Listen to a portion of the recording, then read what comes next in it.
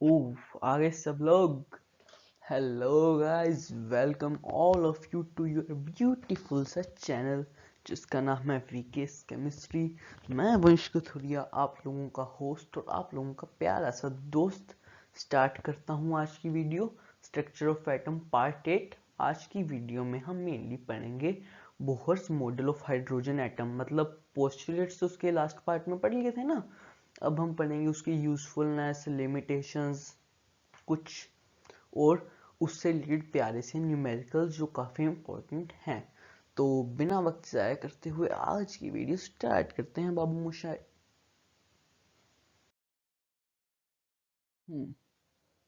अब है हमारे पास usefulness of Bohr's model of hydrogen atom. Okay, ये क्या बना दिया मैंने?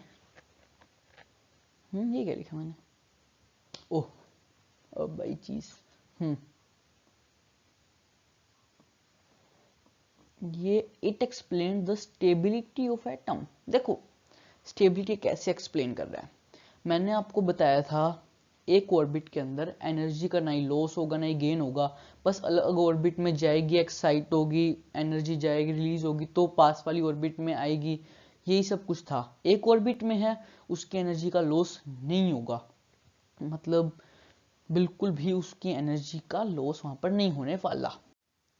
नहीं तो ये भी हो सकता था ना, मतलब कि एनर्जी का लॉस नहीं होगा। अगर एनर्जी मान लो एक ऑर्बिट से ही ऐसी लॉस हो रही होती, मान लो फर्स्ट ऑर्बिट में है, एनर्जी अपने आप लूज हो गई, इलेक्ट्रॉन न्यूक्लियस में गया, कोलैप्स, ऐसा कुछ नहीं होगा, समझे। एनर्जी एक ऑर्बिट में वही रहेगी, न्यूक्लियस के अंदर जाने का चांस नहीं, कोलैप्स होगा नहीं हमारा एटम, और ना ही वो भाग जाएगा अपने घर से ऐसी, मतलब बिना एनर्जी दिए। ठीक है, अब it explain the spectrum of hydrogen. देखो, मैंने आपको भी बताया, मतलब Lyman series, Balmer series, Paschen series, जो भी सीरीज थी, ठीक है, उन सब के बारे में हम लोगों ने, मैंने आपको बताया था, याद करो। लाइन स्पेक्ट्रम ऑफ हाइड्रोजन वाले टॉपिक में इसने वो भी एक्सप्लेन किया। मैं आपको वैसे उसके बारे में बता चुका हूँ कि इलेक्ट्रॉन एनर्जी लेते हैं, ऊपर वाले ऑर्बिट में जाते हैं, वहाँ से आते हैं, वहाँ से वो एनर्जी रिलीज करते हैं, तो हमें कोई किसी स्पेसिफिक वेवलेंथ और फ्रीक्वेंसी की हमें स्पेक्ट्रम मिलता है। यही बात इन बंदे ने कही थी, ये बात मेनली इन्होंने कही थी। Electron take energy and go to higher state, life time of excited state is less, कि भाई वहाँ पर एनर्जी ज़्यादा तो स्टेबिलिटी कम, so electron come back to ground state and emit energy of definite frequency and wavelength। Energy है, उसकी specific frequency होगी और वेवलेंथ होगी ना, यही बात है। सपोज करो वो सेकेंड ऑर्बिट से फर्स्ट ऑर्बिट में आया, तो ये मैंने आपको फॉर्मूला बताया था, delta E is equal to h nu. तो इससे हमें प्लैंक्स कांस्टेंट की वैल्यू पता है और दोनों स्टेट्स की हमें एनर्जी पता है, तो हम बता देंगे कि वो हायर से, मान लो सेकंड ऑर्बिट से फर्स्ट ऑर्बिट में आएगा, तो कौन सी फ्रीक्वेंसी की बनेगी हमारे पास लाइंस बनेगी, स्पेक्ट्रम बनेगा। ठीक है, और हमें पता है फ्रीक्वेंसी सी बाय लैम्डा की इक्वल होता है। इस फॉर्मूला को भी हम थोड़ा शफल करके बता सकते हैं कौन सा हमारे पास लैम्डा की वैल्यू भी आएगी। ठीक है, मतलब उसने बता दिया था कि इस एनर्जी से इस एनर्जी में हमारे पास हमें कौन सी वेवलेंथ फ्रीक्वेंसी की मिलेगी, जो भी स्पेक्ट्रम। ठीक है, आगे चलते हैं। Limitations of Bohr model of atom, hydrogen atom. कुछ कमियां, कुछ खामियां रह गई भाई, सब कुछ परफेक्ट तो है ही नहीं, जैसा कि आप लोगों को पता ही है, नथिंग इज आइडियल। ओह, चलो, क्या है, applicable only for, sorry sorry लिखा नहीं मैंने यहाँ पे, only for one electron system. देखो, क्या था ये Bohr model of hydrogen atom. Hydrogen का जैसे हाइड्रोजन में वन एटम होता है, वैसे ये He पॉजिटिव जिसके अंदर वन एटम है, ठीक है, उनके लिए ये मेनली ज़्यादा मतलब उनके लिए एप्लीकेबल था ये हमारा मेन बोहर मॉडल। ठीक है भाई, सबके ऊपर हो तो यार ज़्यादा बढ़िया ना, तो ये हमने इसकी एक लिमिटेशन कंसीडर कर ली। ये कोई है आपका, अभी आपके नहीं आया सिलेबस में, मेनली जीमन इफेक्ट। मतलब लाइंस जाती हैं अगर मैग्नेटिक फील्ड में स्प्लिट हो जाती हैं, और एक आता है स्टार्क इफेक्ट। स्टार्क इफेक्ट मतलब लाइंस अगर इलेक्ट्रिक फील्ड में जाएंगी, ठीक है, स्पेक्ट्रम की जैसे लाइंस बनती है सारी, जैसे अगर मैग्नेटिक फील्ड इलेक्ट्रिक फील्ड में जाएंगी स्प्लिट हो जाती थी, जैसे स्प्लिट होती होंगी कोई लाइंस, ठीक है। वो सब कुछ हमारा बोर मॉडल एक्सप्लेन नहीं कर पाया। और एटम्स आपको पता है केमिकल बॉन्ड से मॉलिक्यूल्स फॉर्म करते हैं, ये बात भी हमारे बोर जी ने एक्सप्लेन नहीं की थी। उन्होंने तो सिंपल बस इलेक्ट्रॉन कैसे घूमते रहते हैं बस ये सब बता दिया था। बाकी जीमन effect, splitting of lines in electric field, ये मॉलिक्यूल्स, ये सब नहीं बताया। और हमारे बोर मॉडल ये नहीं है कि बस यहाँ पर ख़त्म, लिमिटेशन पढ़ ली ये वे, इसने इतना अच्छा काम किया, स्पेक्ट्रम ऑफ हाइड्रोजन बताया। इसके बाद इसने हमें कुछ फॉर्मूलाज भी दिए प्यारे से, चलिए उनके बारे में देखते हैं रे। देखिए उन्होंने क्या फॉर्मूलाज दिए, क्योंकि इन फॉर्मूला से आते हैं न्यूमेरिकल्स, बोर मॉडल में भी न्यूमेरिकल्स। आगे फॉर्मूलाज गिवन बाय बोहर, ठीक है, दिख रहे हैं क्या? मुझे तो दिख रहे हैं। देखिए क्या क्या थे फॉर्मूलाज। सबसे पहले ये है रेडियस ऑफ ऑर्बिट का, ठीक है। यहाँ लिखा हुआ है जेड एटॉमिक नंबर को रिप्रेजेंट कर एटम का, जैसे हाइड्रोजन के लिए 1 हो गया, हीलियम के लिए 2, ठीक है। और एन ऑर्बिट नंबर, मतलब किस ऑर्बिट के अंदर इलेक्ट्रॉन पाया जा रहा है।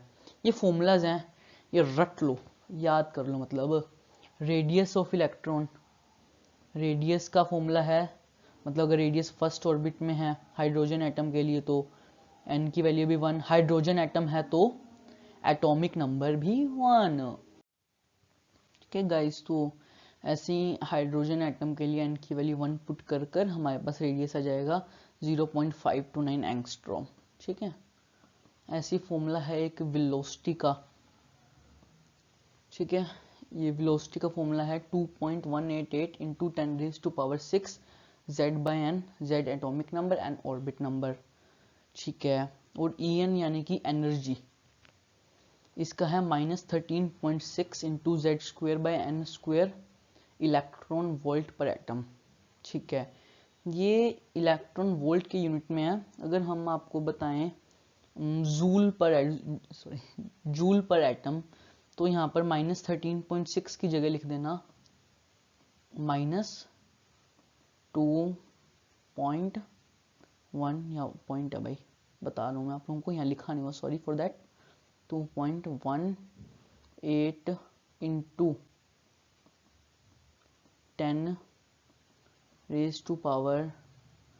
-18 और Z²/n² इलेक्ट्रॉन वोल्ट की जगह लिखे थे ना जूल, ठीक है। ये 4 जूल के लिए है भाई अपना, जूल पर एटम, ठीक है। और ये MVR लिखा हुआ है, ये रिप्रेजेंट कर रहा है एंगुलर एटॉमिक नंबर, जिसका फॉर्मूला मैं आपको बता चुका हूँ NH/2π, भाई वो इसका इंटीग्रल मल्टीपल होना चाहिए, ठीक है। और ये लिखा है टोटल एनर्जी, ये भी आपके इतने काम का नहीं है, बट यहाँ लिखा हुआ है कि टी एनर्जी मतलब टोटल एनर्जी होती है किसी इलेक्ट्रॉन के अंदर, वो पोटेंशियल एनर्जी का half which represent the negative of kinetic energy, ये जो लिखा हुआ है, ठीक है। एक बार ये चाहे ना करना, ये मेन 4 फॉर्मूलाज बाकी अच्छे से कर लेना, ठीक है।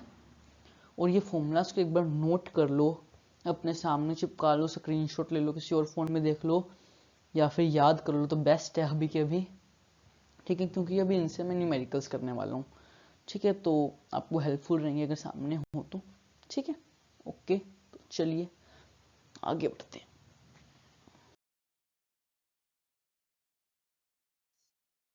देखिए न्यूमेरिकल देखना पड़ेगा क्या है न्यूमेरिकल में। देखिए the radius of orbit of hydrogen atom, देखिए वैसे इसकी न्यूमेरिकल सिंपल है, बस फॉर्मूला ये लगाना है, वो याद कर लेना यार, सब कुछ तो हम नहीं करेंगे ना। The radius of orbit of hydrogen atom is 0.85 nanometre, calculate velocity of electron in this orbit, ठीक है। वेलोसिटी निकालनी है इलेक्ट्रॉन की ऑर्बिट में, ठीक है। वेलोसिटी का फॉर्मूला लिख लें क्या पहले? आप लोगों ने तो शायद नोट कर रखा होगा, ठीक है। नहीं किया तो यार वीडियो बैक करके देख लो यार, नहीं तो मैं नाराज हो जाऊंगा। चलो वेलोसिटी का था, एक सेकेंड, 2 पॉइंट, भाई यहाँ पॉइंट है, मेरा पॉइंट ना थोड़ा 188 इंटू 10⁻⁶ z/n, ठीक है, z इंटू z/n। ये z/n क्या है वो आपको पता है, मीटर पर सेकंड यूनिट, ठीक है, वेलोसिटी है। यहाँ पर अपने को z की वैल्यू पता है, मतलब हाइड्रोजन एटम में तो 1 नहीं होगा, बट पंगा ये है कि n क्या है। हमें गिवन है radius of orbit of hydrogen atom, ठीक है, इन दिस ऑर्बिट, उसी ऑर्बिट में निकालनी है, ठीक है। तो हमारा रेडियस का फॉर्मूला होता है 0.529, ठीक है, 0.529 इंटू n²/z। n तो हमने निकालना ही है, तो पता रहने दो, अपना क्या ले रहा है, बाय z हमें पता है 1, ठीक है। और ये एंगस्ट्रॉम में होता है, ये मैंने आपको फॉर्मूले में बताया था, तो लिख दो इंटू 10⁻⁻10 मीटर बाई, इतना तो हमें एडजस्ट करना पड़ेगा ना, मीटर में लिखो, SI में लिखो, नंबर लो, ज्ञान लो SI का। और यहाँ पर रेडियस क्यों लिखा हुआ है भाई, मैंने रेडियस की तो वैल्यू गिवन है हमें, वो आएगी 0.85 नैनोमीटर है, नैनो का मतलब इंटू 10⁻⁻9 मीटर, ठीक है। ये सारा का सारा आप सोल्व करोगे ना, तो आपके n² की वैल्यू पता क्या आएगी, मैं आपको बता देता हूँ ऐसे ही, ठीक है, आप सोल्व कर लेना, मैं बता रहा हूँ, ठीक है। ये तो बच्चे कहेंगे कि सर कैलकुलेशन तो हम कर ही लेंगे, ठीक है। n² 16 आ गया, यानी कि n की वैल्यू आ सकती है +-4 भाई, स्क्वायर खोलें तो, बट ऑर्बिट एंड नंबर है तो हम एक बार से पॉजिटिव ही लेंगे, तो n की वैल्यू आ गई 4, ज़्यादा ही बड़ा 4 नहीं बन गया मेरा, n की वैल्यू आ गई हमारी 4। अब इस 4 की वैल्यू उस ये वाले वेलोसिटी वाले फॉर्मूले में पुट कर दो, n की वैल्यू और z की भी, ठीक है। ये रहा हमारा वेलोसिटी वाला फॉर्मूला, Zn पुट करो यहाँ पर आप Z1 n4, और इसको सोल्व कर दो, आपका आंसर आ जाएगा, मेरी गारंटी है, ठीक है, ऐसे आएगा आंसर। तो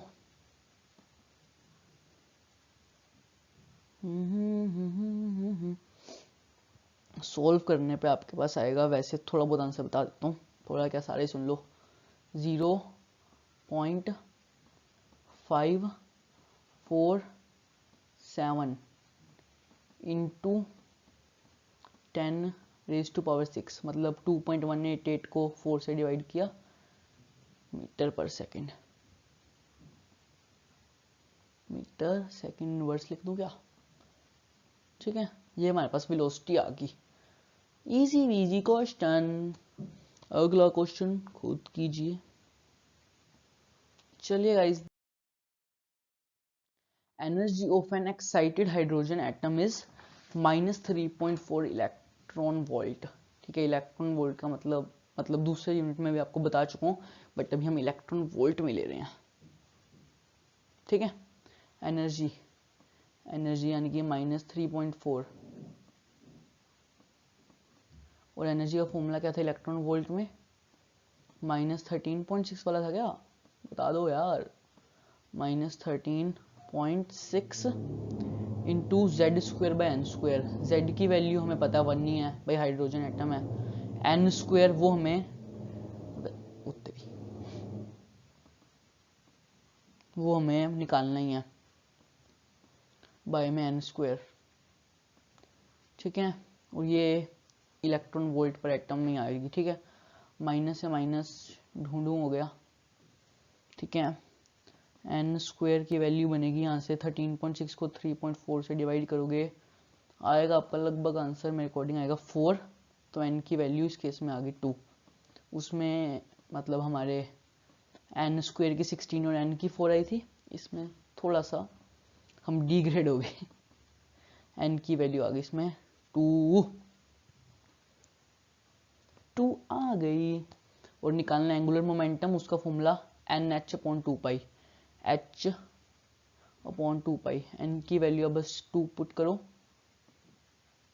ठीक है। 2 पुट करोगे तो क्या आएगा, N2 है, 2 से 2 10 है, तो इसका एंगुलर मोमेंटम आएगा H/π। H और पाई की वैल्यू पुट कर लेना, ठीक है। किस फॉर्म में आपको आंसर पूछा हुआ देख के, ठीक है, पुट करके प्रॉपर आंसर निकाल लेना। मैं एक बार इतना ही कर रहा हूँ। Calculate energy associated with first orbit of He positive. Energy का वही फॉर्मूला लिखेंगे, मैं 13.6 वाले लिख रहा हूँ, इलेक्ट्रॉन वोल्ट वाला, -13.6 into Z square by N square. Z की वैल्यू इसमें होगी 4 और फर्स्ट ऑर्बिट है तो मतलब Z की वैल्यू 2, Z स्क्वेयर 4 और N तो फर्स्ट ऑर्बिट है तो 1 नहीं आएगा, तो उसको 4 से मल्टीप्लाई करो, आंसर आएगा लगभग 6 4 24 4 2, ठीक है। 4 3 12 क्या आएगा लगभग आंसर,